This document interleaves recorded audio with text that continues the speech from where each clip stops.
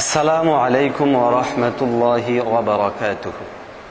সুপ্রিয় শ্রোতা মণ্ডলী, আজকে আমরা আপনাদের সামনে আরো একটি গুরুত্বপূর্ণ বিষয় সম্পর্কে আলোচনা করব। সেটা হচ্ছে কোরবানির পশু, যেগুলোতে 7 ভাগ দেয়া যায়, যেমন গরু, উট, মহিষ ইত্যাদির সাথে কোরবানির পাশাপাশি আকিকা বা অন্যান্য কোনো নিয়ত করা যাবে কিনা। বিষয়টি সম্পর্কে এজন্যই আলোকপাত করতে হচ্ছে, ইদানিং আমাদের দেশীয় কিছু মিডিয়া, তন্মধ্যে এনটিভির একজন আলোচক এবং আমাদের দেশীয় সহিহ হাদিসের অনুসরণ করেন বলে দাবিদার আহলে হাদিস ভাইদের পক্ষ থেকে অনলাইনে বেশ কিছু ভিডিওতে সুস্পষ্ট ভাষায় এই বক্তব্য দেয়া হয়েছে যে কোরবানির সাথে কোনোভাবেই আকিকা চলবে না। তাদের এই সকল বক্তব্যের কারণে সাধারণ মুসলমানগণ বিভ্রান্ত হয়ে আমাদের কাছে প্রশ্ন তুলেছেন যে আসলেই কি সঠিক যে কোরবানির সাথে আকিকা দেয়া চলে না। তা আসুন প্রথমে আমরা ওই মোহতারাম আলেমদের বক্তব্য শুনে নিই। আর আকিকা কোরবানি এবং না, একসাথে কোরবানির সাথে আকিকা এবং কোরবানি দুটি জায়েজ নেই, যেহেতু দুটির মাকসাদ অবজেক্টিভ ভিন্ন। কোরবানির যে অবজেক্টিভ, আকিকার সে অবজেক্টিভ না, একেবারে ভিন্ন অবজেক্টিভ। সুতরাং আকিকা ভিন্ন পালন করবেন, কোরবানি ভিন্ন পালন করবেন। উল্লেখ্য যে কোরবানির সাথে আকিকার কোনো সম্পর্ক নেই। আকিকা করতে হবে 7 দিনের দিন। 7 দিনের আগে আকিকা হয় না, 7 দিনের পরেও হয় না। 14 দিনের হাদিস ঠিক নয়, 21 দিনের হাদিস ঠিক নয়। জীবনে একদিন আকিকা দিতে হবে, এটাও ঠিক নয়। আকিকার গোশত আমার নিজস্ব গোশত, আমি খাবো কি মানুষকে দেব সেটা আমার ব্যাপার। আকিকা আমার উপরে জরুরি, আমি বাপ। আল্লাহ রাসূল সাল্লাল্লাহু আলাইহি ওয়াসাল্লাম বলেছেন, বাচ্চা আকিকার সাথে ঝুলন্ত থাকে। এই বাক্যটার অর্থ কি? বাচ্চা আকিকার সাথে ঝুলন্ত থাকে, এই বাক্যটার অর্থ কি? সুপ্রিয় শ্রোতা মণ্ডলী, এতক্ষণ পর্যন্ত আমরা যে আলোচনা শুনলাম, এই আলোচনা থেকে বা যে কেউ শুনলে সে মনে করবে যে কোরবানির সাথে মনে হয় আকিকা করার কোনো সুরতি নাই, বরং নাজায়েজ। যেমনটা এনটিভির আলোচক পরিষ্কারই বললেন এবং পরবর্তী সময়ে যে মোহতারাম আলেম দ্বীন তিনিও বললেন। আসলে বাস্তবতা কি, কতটুকু সঠিক? প্রথম প্রশ্ন থাকবে আমার তাদের প্রতি যারা নাজায়েজ বলেন, যেহেতু আপনারা একমাত্র কেবলমাত্র শুধুমাত্র হাদিস মানেন, হাদিসের মধ্যেও শুধু সহিহ হাদিস মানেন, এই জন্য মেহেরবানি করে এই ধরনের বক্তব্য দেওয়ার আগে অবশ্যই হাদিস থেকে দলিল দিয়ে তারপরে দেয়া উচিত। কেননা এই উপমহাদেশে যেভাবে আমলটা চলে আসছে এবং দীর্ঘ সময় পর্যন্ত উম্মত এভাবে আমল করে আসছে, তাহলে বোঝা উচিত ছিল যে নিশ্চয়ই এটার কোনো ভিত্তি আছে, না হয়তো এটা করার কথা না। তো সুপ্রিয় শ্রোতা মণ্ডলী, আমরা জানি যে আমাদের পূর্বসূরি তথা আকাবিরিনদের থেকে প্রমাণিত কোনো আমল কিছু প্রমাণিত হয়েছে মৌখিক স্বীকৃতি দ্বারা, কিছু প্রমাণিত হয়েছে তাদের কাজের স্বীকৃতি দ্বারা। কোরবানির সাথে আকিকার এই বিষয়টিও কাজের স্বীকৃতির সাথে বেশি সংশ্লিষ্ট। পাশাপাশি আমাদের পূর্বযুগীয় ওলামায়ে কেরামগণ এই ব্যাপারে সুস্পষ্ট ফতোয়া দিয়েছেন যে এখানের মধ্যে অবশ্যই আকিকের সাথে কোরবানি দেওয়া চলবে। বাকি এখানে 2টা সুরত।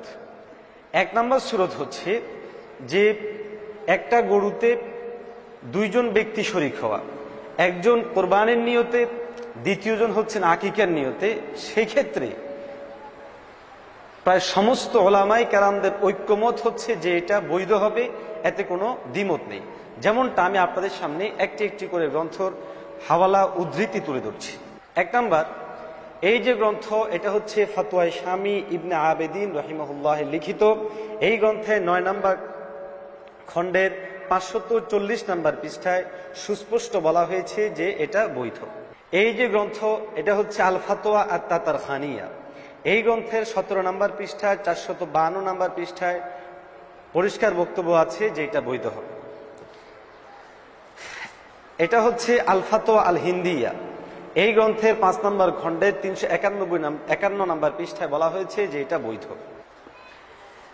এই হচ্ছে বাদায়ে ও সানায়ে। এই গ্রন্থের 6 নম্বর খণ্ডে 291 নম্বর পৃষ্ঠায় বলা হয়েছে যে এমন কোরবানির সাথে আকিকা দেয়া বৈধ।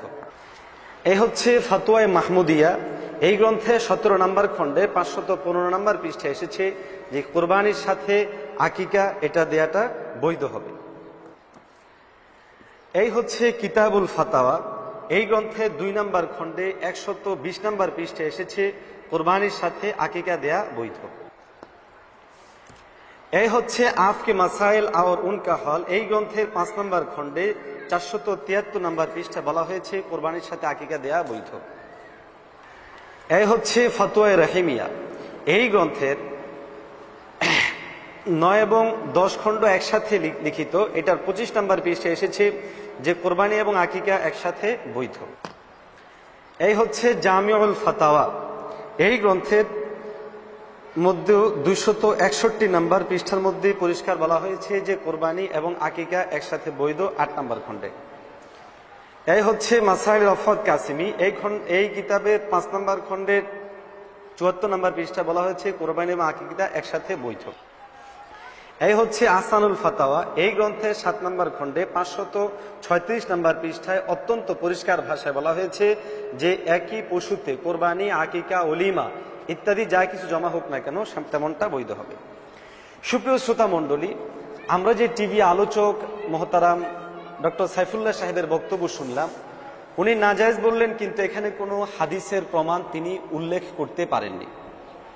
হাদিসের মধ্যে তিনি তার দাবি অনুযায়ী যদি তিনি বলতে চান যে এটার অনুমোদিত কোনো শব্দ উল্লেখ নেই, আমি বলবো নিষেধের কোনো শব্দ উল্লেখ নেই। তাহলে প্রশ্ন হলো, উম্মাহ যুগে যুগে যে আমলটা করে আসছে, বুঝতে হবে যে এটা আমল হিসাবে যুগে যুগে প্রচলিত একটা আমল এবং সেটা ভিত্তিহীন নয়, বরং ভিত্তির উপর নির্ভর করে। সুপ্রিয় শ্রোতা মণ্ডলী, তাহলে এখানে 2টা সুরত। একটা হচ্ছে যে একই পশুতে একজন ব্যক্তি কোরবানির নিয়ত করবে, আরেকজন আকিকার নিয়ত করবে, আরেকজন ওলিমার নিয়ত করবে। এই বিষয়টা বিশুদ্ধ এবং শুদ্ধ হওয়ার উপরে। আর শুধু এটা আমি ছোট মানুষ আমার কথা নয়, বরং যুগীয় শ্রেষ্ঠ আলেমদের অনেকগুলো গ্রন্থ থেকে আমি আপনাদেরকে দেখিয়েছি যারা এই কথার উপর ঐক্যমত পোষণ করেছেন যে এটা বৈধ। অথচ আপনারা যে বক্তব্যটা শুনলেন, এখানের মধ্যে বলা হলো কোরবানির সাথে আকিকা চলে না, জায়েজ নাই। এই বক্তব্যটা যদি কেউ শোনে, সঙ্গে সঙ্গে যে বিভ্রান্ত হবে। প্রশ্ন হলো, আপনি হাদিস দিয়ে প্রমাণ দেখান। অবশ্যই হাদিস দিয়ে এখানে প্রমাণ দেখাইতে পারবেন। দ্বিতীয় থেকে গেল, যদি একই ব্যক্তি কোরবানিও নিয়ত করে, আবার ওলিমারও নিয়ত করে এবং আকিকারও নিয়ত করে, সেটা বৈধ হবে কিনা। এই ক্ষেত্রেও অধিকাংশ এবং বেশিরভাগ ওলামায়ে কেরামের মতামত হচ্ছে এটাও বৈধ হবে। কিছু কিছু বিদ্বান এবং আলেমে দ্বীন তাদের তাহকিক অনুযায়ী নিজস্ব মত, যেটাকে তাফাররুদ বলা হয়, তাফাররুদাত বলা হয়, ওই সমস্ত মত তারা বলেছেন যে এখানের মধ্যে এটা বৈধ হবে। কিন্তু এটা বৈধ হওয়ার পক্ষে অধিকাংশ আলেমদের মতামত এবং এটার পিছনে যুক্তিও আছে। আপনারা একটু লক্ষ্য করুন, আমরা জানি যে কোরবানির আদেশ, আকিকার আদেশ দেয়া হয়েছে এরাকাতুদ্দম তথা বান্দার পক্ষ থেকে আল্লাহর রাস্তায় রক্ত প্রবাহিত করা। আর রক্ত প্রবাহিত করার সর্বশ্রেষ্ঠ এবং উত্তম তরিকা হলো প্রত্যেক ব্যক্তি থেকে একটা করে পশু জবে হবে। কিন্তু যেই কোনো হিকমতের কারণে হোক, শরিয়ায়ে ইসলামী আমাদেরকে অনুমোদন দিয়েছে যে যেই ধরনের জন্তু, যেমন গরু, মহিষ, উট, যেগুলোতে 7 ভাগ করা যায়, ওইগুলোতে 7 জন ব্যক্তি যদি কোনো শরিক হয়, তাহলে 7 জন ব্যক্তি থেকে কোরবানি আদায় হয়ে যাবে। তাহলে 7 জন ব্যক্তি থেকে কোরবানি আদায় হওয়ার মানে হচ্ছে একটা গরু, একটা মহিষ বা একটা উট সমান সমান 7টা ছাগল বা 7টা খাসি। আর আমরা জানি যে আকিকার যে বিধান, আকিকার এই বিধানটা সেটা একটা ছেলের পক্ষ থেকে 2টা কোরবানি, 2টা পশু দেওয়া হয়ে থাকে, মেয়ের পক্ষ থেকে হলে একটা জন্তু জবে করা হয়ে থাকে।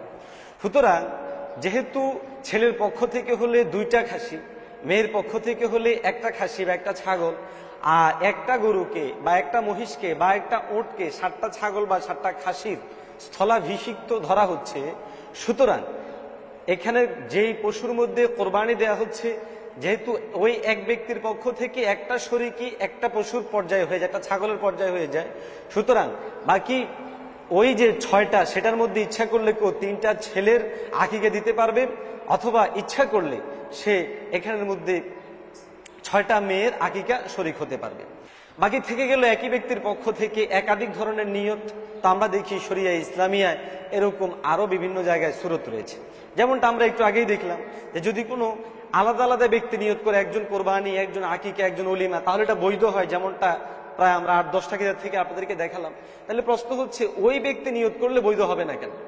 দ্বিতীয় নম্বর হচ্ছে, আমরা জানি কোনো হাজী সাহেব যদি কোনো সে একটি পশু জবাই করে এবং সেটার মধ্যে সে কোরবানির নিয়ত করে, মোতার নিয়ত করে, কিরানের নিয়ত করে, তাহলে তার পক্ষ থেকে এটা বৈধ হয়ে যায়।